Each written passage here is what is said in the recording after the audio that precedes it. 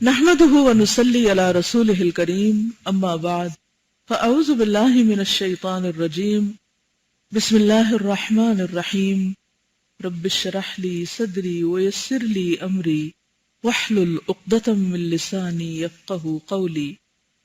اس وقت آپ لوگ تلاوت سن رہے ہوتے ہیں، الحمدللہ اچھی بات ہے۔ کچھ اور بھی کر سکتے ہیں، وہ کیا؟ غور و فکر کس چیز میں؟ قرآن کے علاوہ اور کس میں؟ جی، کیا یہ ممکن ہے کہ جو بھی وقت یہاں آپ سیٹنگ میں اور پھر انتظار میں گزارتے ہیں، اس میں ایک دوسرے سے کچھ چیزیں پوچھیں، سنیں، ڈسکس کریں اور آپس میں ایک دوسرے کے ساتھ اسے شیئر کریں کہ آپ کو کیا سمجھ آیا، کیا سمجھ میں نہیں آیا۔ دوسرے لفظوں میں علمی مذاکرہ کریں۔ کیا کریں؟ علمی مذاکرہ۔ یہ کیوں ضروری ہے اور کیا یہ بھی کوئی عبادت ہے؟ کیسے؟ جی، المذاکرۃ حیات العلم۔ مذاکرہ جو ہے ایک دوسرے کے ساتھ علم کا ذکر کرنا، مفاعلہ کے وزن پر ہے نا، یعنی باہم ایک دوسرے کے ساتھ ڈسکس کرنا، یہ علم کی زندگی ہے۔ اس سے علم پختہ ہوتا ہے۔ اور کیا فائدے ہیں اس میں؟ ایک دوسرے سے سیکھ بھی رہے ہوتے ہیں، ایک دوسرے کو سکھا بھی رہے ہوتے ہیں، اور بالکل کچھ ایسی چیزیں ہوتی ہیں جو صرف ایک بار لیکچر سننے سے سمجھ نہیں آتی، لیکن جب ہم آپس میں ایک دوسرے کو بتاتے ہیں، ڈسکس کرتے ہیں، تو وہ چیزیں زیادہ بہتر سمجھ آ جاتی ہیں۔ اور اگر پھر بھی نہ آئے تو سوال کی شکل میں کلاس کے شروع میں پوچھ سکتے ہیں کہ ہم یہ مذاکرہ کر رہے تھے اور یہ بات ہمیں تو سمجھ نہیں آئی۔ لیکن بہت سارے لوگوں کے سامنے پوچھنے سے بہتر ہے کہ پہلے آپس میں ایک دوسرے سے پوچھ لیں۔ اور جس کو جواب نہ آتا ہو اسے کیا کرنا چاہیے؟ کچھ نہ کچھ بتا ہی دینا چاہیے۔ خاموش کیا کرنا چاہیے؟ لا ادری، مجھے نہیں آتا۔ یہ سچ بولنا، حقیقت کا اعتراف کرنا بہت بڑی خوبی ہوتی۔ اس کا تعلق بہادری سے ہوتا ہے، اور بہادری بھی کوئی اچھے اخلاق میں سے یا نہیں؟ صرف اچھے یا بہت اچھے؟ بہت اچھے۔ سچ کے لیے بہادر ہونا خاص طور پر۔ اور جی ہاں، اس وقت آپ یہ کہہ سکتے کہ لا ادری، لیکن اس کا مطلب نہیں کہ پھر آپ اس پہ راضی ہو جائیں کہ اچھا نہیں آتا تو کیا فرق پڑتا ہے۔ پھر آپ اس کو جاننے کی کوشش کریں۔ جی، آپ فَاسْأَلُوا أَهْلَ الذِّكْرِ إِن كُنتُمْ لَا تَعْلَمُونَ، علم والوں سے پوچھو اگر تم خود نہیں جانتے۔ جی ہاں، اگر آپ کو معلوم ہو کہ آپ سے بہتر کوئی جانتا ہے تو آپ بخل نہ کریں اور دوسرے کے بارے میں فوراً بتائیں کہ آپ یہ بات فلاں سے جا کر پوچھیں۔ اس سے کیا فائدہ ہوگا؟ یہ بھی ایک بہت اچھے اخلاق میں سے وسیع الظرف اور وسیع القلب ہونے کا ثبوت ہے۔ اور دوسرا یہ ہے کہ حدیث میں آتا ہے الدال علی الخیر کفاعلہ، آپ کا اجر پورا لکھ لیا جاتا ہے جب آپ نے کسی اور کی طرف ریفر کر دیا۔ تو اس میں ڈرنے کی بات نہیں ہے کہ پھر میری تو کوئی قدر و قیمت ہی نہیں رہے گی اور لوگ پھر مجھ سے ہٹ جائیں گے اور اس کے پیچھے لگ جائیں گے۔ یہ اس طرح کی بات نہیں سوچتے۔ آپ کو اجر چاہیے یا اپنی ذات کو منوانا؟ اجر چاہیے نا، وہ زیادہ بینیفیشل ہے۔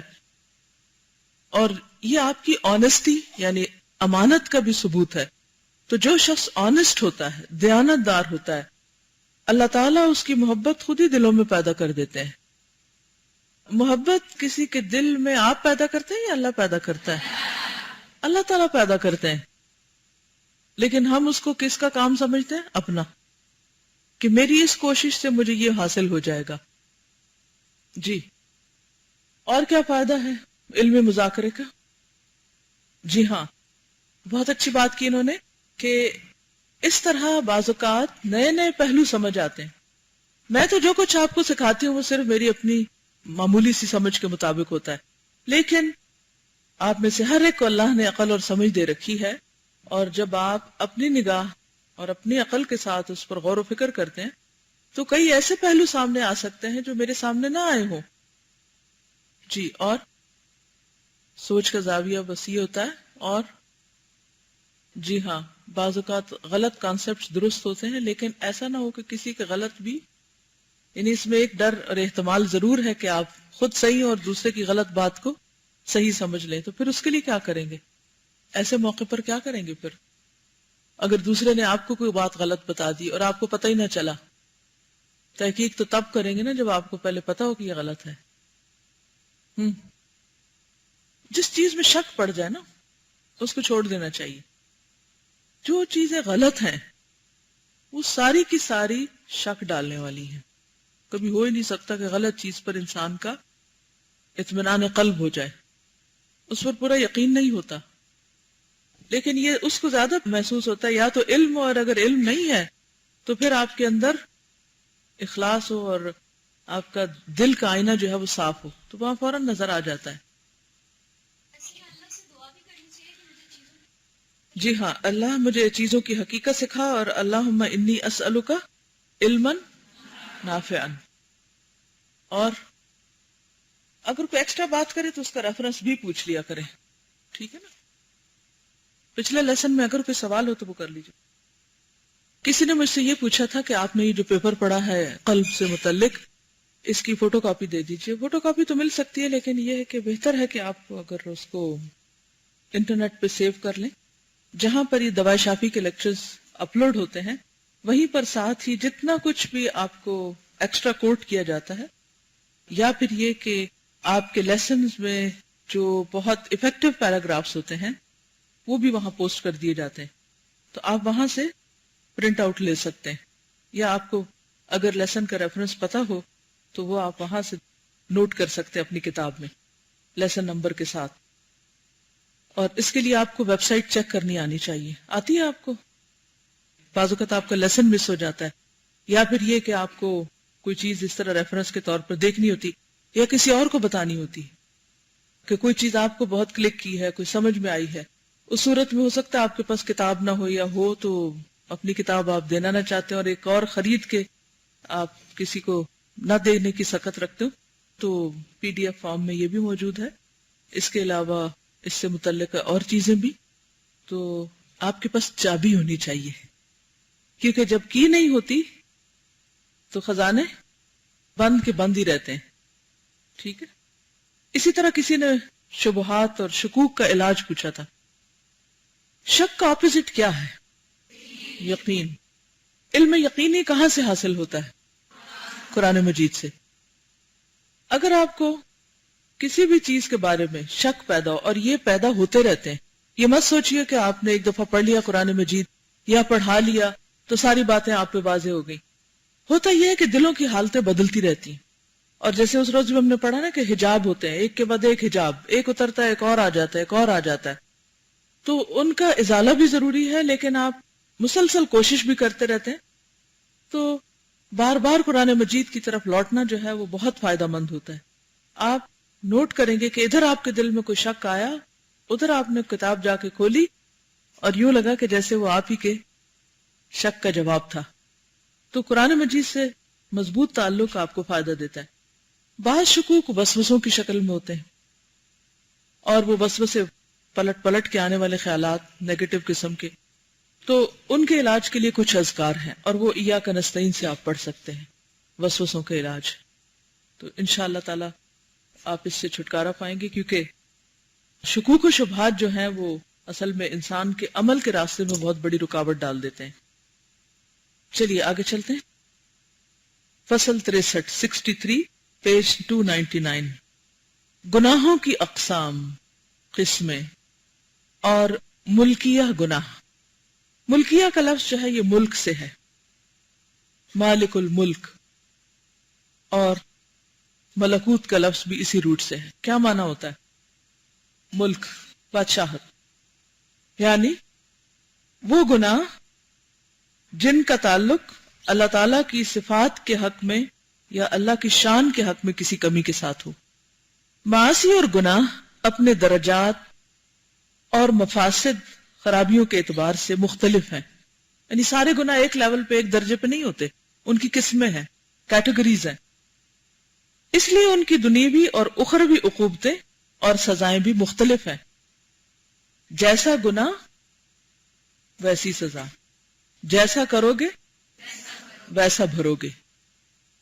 تو بہت سے گناہ ان کی سزا دنیا میں بھی اس سے ملتی جلتی ہوتی ہے، دنیا میں بھی گناہ سے بہت مشابہت رکھتی ہے، اسی طرح آخرت میں بھی بہت سے گناہوں کی سزا اور اسی طرح نیکیوں کی جزا بھی مشابہ ہوگی۔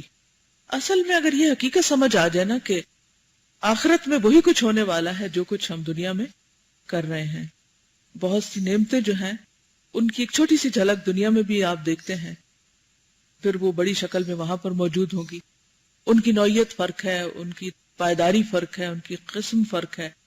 تو اسی طرح یہ ہے کہ بعض اوقات دنیا میں آپ کسی کے ساتھ اچھائی کرتے ہیں تو وہ اچھائی آپ کے اپنے سامنے آ جاتی ہوتا ہے نا ایسے، اسی طرح جب ہم کوئی گناہ کرتے ہیں تو وہ گناہ ہمارے اپنے سامنے آ جاتا ہے۔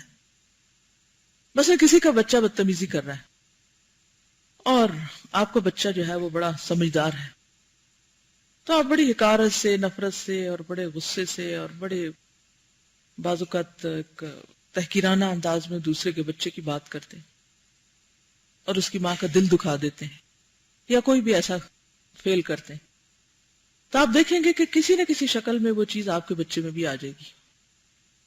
اس کا تجربہ اور مشاہدہ بارہا کیا گیا ہے۔ اگر کبھی آپ کا بچہ آپ کو ستائے اور آپ کو تنگ کرے تو اس وقت جہاں اس کو سمجھانے کی ضرورت ہے وہاں اپنے گناہ کی معافی کی بھی ضرورت ہے کہ یا اللہ کہیں میں نے تو اپنے والدین کا دل نہیں دکھایا، کہیں میں نے تو کسی کے بچے کو برا بھلا نہیں کہا۔ تو آپ دیکھیں گے کہ یہ چیز دعا کے اندر ایک بہت زبردست تاثیر پیدا کر دے گی، اور یہی وہ چیز ہے کہ لا الہ الا انت سبحانک، پاک تو صرف تو ہے، انی کنت من الظالمین، میں اپنے ان گناہوں کا اعتراف بھی کرتی ہوں جو مجھے یاد ہیں اور ان کا بھی جو میں کر کے بھول چکی ہوں، یاد ہی نہیں۔ تو جب بھی زندگی میں کوئی رکاوٹ پیش آئے، کوئی مشکل پیش آئے، کوئی چیز تکلیف دہ ہونے لگے تو فوراً سوچیں کہ میں نے کہیں کوئی غلطی تو نہیں کی ہوئی ایسی، اگر یاد آ جائے تو اس کا نام لے کے کہیں یا اللہ میرا فلاں گناہ معاف کر دے۔ اور دنیا میں اللہ سبحانہ و تعالیٰ اس کیفیت سے انسان کو کیوں دوچار کرتے ہیں، کیا وجہ ہو سکتی ہے؟ تاکہ انسان گناہوں سے نمبر 1 باز آئے، نمبر 2 اس کو یہ بات سمجھ آئے کہ آخرت میں بھی انسان کو سزا ملے گی، کیونکہ کوئی گناہ سزا سے خالی نہیں۔ یہ لکھتے ہیں کہ دنیاوی اور آخرت کی سزائیں بھی مختلف ہیں۔ کس کے اعتبار سے؟ گناہوں کے اعتبار سے۔ بتائید الہی ہم ایک مختصر مگر جامع فصل کے تحت انہیں پیش کر دیتے ہیں، اور انشاءاللہ اس سے آپ کا ذہن بہت کھل جائے گا۔ معاصی 2 قسم کے ہیں، یعنی 2 طرح کے گناہ ہوتے ہیں۔ اولاً ترک مأمور، ترک ہوتا چھوڑنا، مأمور جس کا حکم دیا جائے۔ اللہ نے جو حکم ہمیں دیے ہیں، احکامات ہمیں دیے ہیں کرنے کے لیے، یا ایھا الذین آمنوا کہہ کے ہمیں بعض اوقات کچھ کرنے کا حکم دیا جاتا ہے، اگر ہم اس کی پرواہ نہیں کرتے اور اس کو چھوڑ دیتے ہیں، ترک کر دیتے ہیں، تو یہ کیا قرار پائے گا؟ گناہ۔ کسی حکم کی خلاف ورزی گناہ کہلاتی ہے، یعنی اللہ نے جس کے کرنے کا امر اور حکم فرمایا ہے اسے ترک یعنی چھوڑ دیا جائے، ترک کر دیا جائے۔ ثانیاً نمبر 2 فعل محظور، یعنی اللہ نے جس سے منع فرمایا ہے اسے کیا جائے، جس سے روکا ہے اس کو کیا جائے۔ گناہوں کی یہی 2 قسمیں ہیں جن میں حق سبحانہ وتعالی نے ابو الجن، کون؟ ابلیس یعنی شیطان، اور ابو الانس یعنی حضرت آدم کو آزمائش میں ڈالا۔ دونوں کب امتحان میں پڑے تھے؟ جب ان سے کیا ہوا تھا؟ اللہ کے حکم کی نافرمانی ہوئی تھی۔ دونوں سے اللہ تعالیٰ ناراض ہوئے تھے، ایک نے توبہ کر لی اور ایک گناہ پہ اڑ گیا۔ اس میں بھی بہت بڑا سبق ہے کہ گناہ کا اعتراف نہ کرنا اور توبہ نہ کرنا انسان کے لیے بہت بڑی مصیبت کا باعث ہے۔ یہ ہر 2 قسم کے گناہ باعتبار اپنے محل و مقام، جوارح اور قلوب یعنی اعضاء اور دل، اور باعتبار اپنے تعلقات کے، ان کا تعلق اللہ سے ہے یا مخلوق سے، مختلف ہیں۔ یعنی گناہ کس طرح مختلف ہوتے ہیں؟ کہ حقوق اللہ سے تعلق رکھتے ہیں یا پھر حقوق العباد سے؟ حقوق الخلق یعنی حقوق العباد کا تعلق بھی اگرچہ حقوق اللہ کو متضمن ہے، یعنی اسی میں شامل ہے۔ جب ہم بندوں کا حق مارتے ہیں تو دراصل اللہ ہی کی نافرمانی کر رہے ہوتے ہیں، مگر چونکہ حقوق العباد کا وجوب بندوں کے مطالبات کی وجہ سے ہے اور بندے عفو درگزر کریں تو معاف ہو جاتے ہیں، اس لیے ان کا نام حقوق العباد اور حقوق الخلق رکھا گیا ہے۔ کیوں رکھا گیا ہے نام؟ کیونکہ وہ بندوں سے متعلق ہے اور بندے ان کا مطالبہ کرتے ہیں اور بندے ہی ان پر معاف کرتے ہیں۔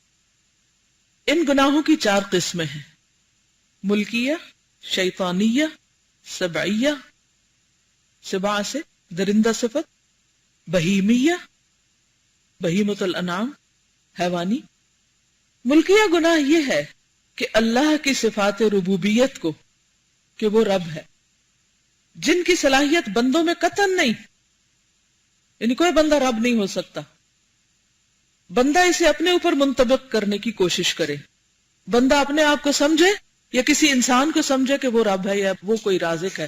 رب کون ہوتا ہے؟ خالق، مالک، مدبر۔ یہ 3 صفات کون سی صفات ہیں؟ صفات ربوبیہ ہیں، کہ اللہ کے سوا کسی کو خالق سمجھنا یا کسی کو اپنا مالک سمجھنا یا کسی کو اپنا مدبر، میں رازق بھی آ جاتا ہے کہ رزق کی تدبیر وہ کرتا ہے۔ ٹھیک ہے۔ ایک بہت بڑے محدث تھے حاتم الاسم۔ حاتم الاسم، حاتم الاسم جو تھے وہ بہت غریب تھے۔ انہوں نے بڑی مشکل سے کچھ پیسے جمع کیے اور کہا کہ میں ذرا حج کر رہا ہوں۔ اپنے بال بچوں سے ذکر کیا، بیوی سے ذکر کیا کہ میں حج کرنا چاہتا ہوں، تو سب نے کہا کہ آپ کیسے حج کر سکتے ہیں، ہمارا کیا بنے گا؟ بیوی نے بھی روکا، بچوں نے بھی روکا، لیکن ایک بیٹی جو تھی ان کی، وہ کہنے لگی کہ ابا جان، آپ نے جو پیسے جمع کیے ہیں آپ جائیے حج کر لیجئے، آپ ہماری فکر نہیں کیجئے، کیونکہ ہمارے رازق آپ نہیں اللہ ہے، ہمارے رازق آپ نہیں اللہ ہے۔ وہ چلے گئے تو بعد میں بڑی مشکل ہوئی کیونکہ کچھ کھانے پینے کو نہیں تھا اور تکلیف سے دن گزر رہے تھے، حالات تنگ ہو گئے۔ تو اتنے میں اتفاق یہ ہوا کہ خلیفہ وقت جو تھا وہ ان کے ٹھکانے کے قریب سے کہیں سے گزرا، تو پانی ختم ہو گیا، تو اس نے اپنے کارندوں کو بھیجا کہ جاؤ یہاں قریب کی بستی سے پانی لے آؤ۔ تو اتفاق سے وہ آئے اور حاتم الاسم کے دروازے پر دستک دی، ان سے پانی مانگا، انہوں نے پانی دیا، وہ پانی لے گئے، اس کے سپاہی جو تھے خلیفہ کے، انہوں نے پانی پیا تو کہنے لگا یہ پانی بڑا لذیذ ہے، اس کی لذت ہی کچھ اور ہے، یہ کس کے گھر سے پانی لائے ہو، پتہ تو کرو۔ تو انہوں نے کہا کہ یہ حاتم الاسم کے، تو حاتم الاسم کا نام تو جانا پہچانا تھا۔ اس نے کہا کہ اچھا، جب ہی میں کہوں کہ اس کا لطف کچھ اور طرح کا ہے۔ تو بہرحال وہ بڑا متاثر ہوا، کہا کہ حاتم کہاں ہے؟ پتا چلا کہ وہ حج پہ گئے، تو اس کو فکر ہوئی کہ گھر والوں کا کیا ہوگا، تو اس نے اس کے پاس جو مال و متاع تھا اس میں سے ایک بڑا حصہ حاتم الاسم کے گھر بھجوا دیا اور اس طرح ان کے رزق کا بندوبست کیا۔ اب جب رزق آیا تو سارے خوش ہونے لگ گئے، لیکن وہ بیٹی پھر پریشان ہو رہی تھی۔ وہ کیوں؟ جواب لائیے۔ دنیاوی مال کتنا ہے؟ ٹھیک ہے، اچھا جواب ہے۔ ہاں، انہیں یہ ڈر ہوا کہ کہیں گھر والے خلیفہ کو رازق نہ سمجھنے لگے اور دہمت کے ساتھ آزمائش آتی ہے، یہ رزق حلال ہے یا نہیں، اور بھی سوچئے، انشاءاللہ پھر دیکھتے ہیں کس کا جواب ٹھیک ہے۔ سسپینس۔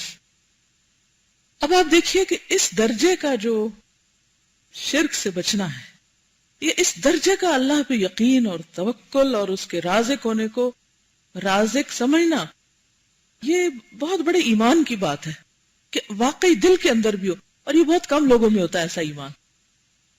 ورنہ عام طور پر کیا ہوتا ہے کہ اگر یہ جاب ختم ہو گئی تو پتہ نہیں کیا بنے گا، اور اگر یہ شخص مجھ سے ناراض ہو گیا تو پھر میرے لیے تو بڑی مشکل ہوگی۔ ہاں، آزمائش تو آتی ہے، لیکن یہ ہمیشہ یاد رکھنا چاہیے کہ اصل رازق اللہ ہے، بندے نہیں ہے، کبھی بھی نہیں۔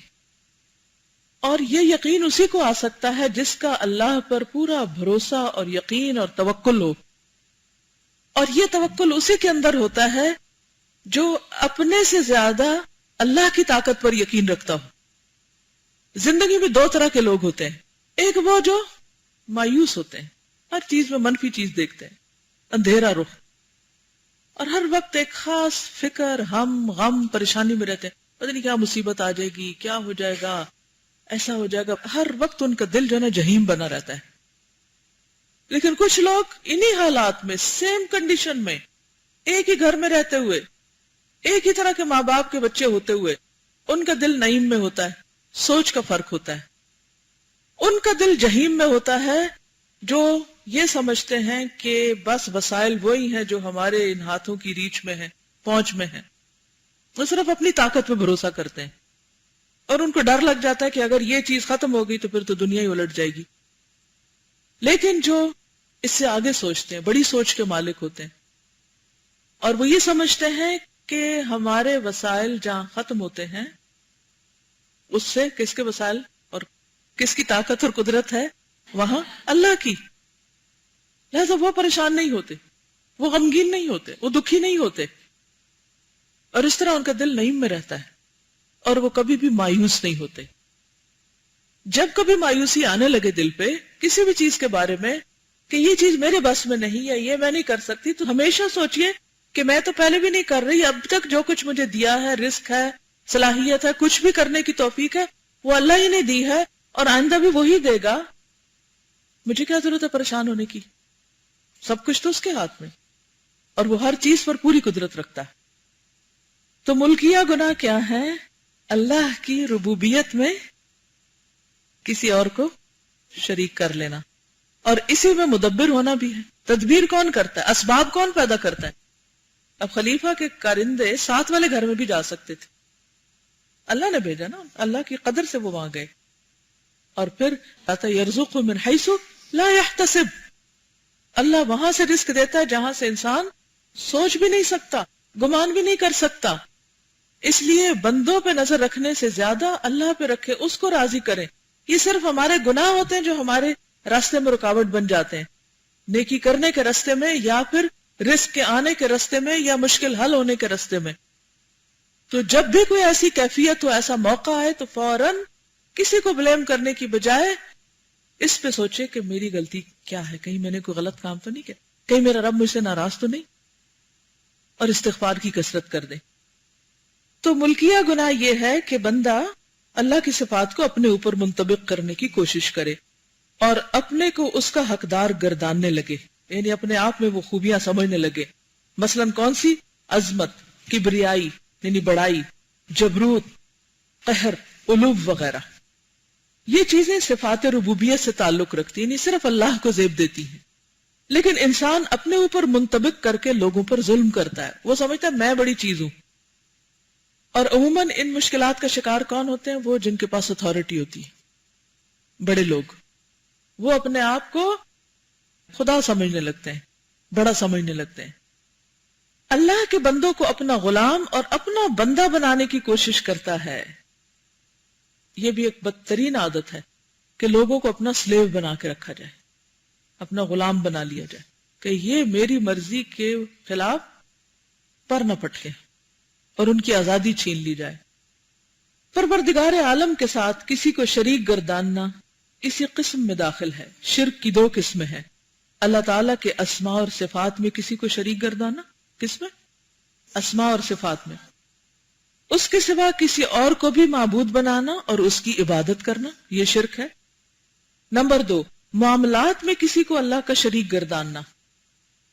معاملات سے مراد یعنی اللہ تعالیٰ کے جو تصرفات ہیں ان میں کسی اور کو شریک سمجھنا کہ اللہ کوئی کام کر سکتا ہے تو وہ بھی کر سکتا ہے۔ دوسری قسم کا شرک گو جہنم میں داخل ہونے کو واجب نہیں کرتا، لیکن وہ عمل ضرور ساقط اور باطل ہو جاتا ہے جس میں غیر کو شریک کیا گیا۔ پہلی قسم کے گناہ سب سے بڑے گناہ ہیں، اور اللہ تعالیٰ کی تخلیق و امر میں بغیر علم کے مداخلت کرنا اسی پہلی قسم کے گناہوں میں داخل ہے۔ اس نوع اور اس قسم کے گناہ کا مرتکب در حقیقت اللہ تعالیٰ کی ربوبیت اور ملک میں اللہ تعالیٰ سے لڑتا ہے، اور غیر کو اللہ تعالیٰ کا مثل اور مانند گردانتا ہے۔ ظاہر ہے کہ یہ بڑا گناہ ہے۔ اس گناہ کے ساتھ بندے کا کوئی عمل مقبول اور سود مند نہیں ہے۔ یعنی پہلے کا تعلق اگر صریح شرک سے ہے، شرک جلی سے ہے، تو دوسرے کا تعلق شرک خفی سے ہے، جیسے نیت کی خرابی. یہ جو معاملات میں شرک ہے نا، تو جب نیت کی خرابی ہوتی ہے تو عمل باطل ہو جاتا ہے. اوکے. سبحانک اللہم و بحمدک نشہد ان لا الہ الا انت نستغفرک و نتوب الیک. السلام علیکم و رحمۃ اللہ وبرکاتہ.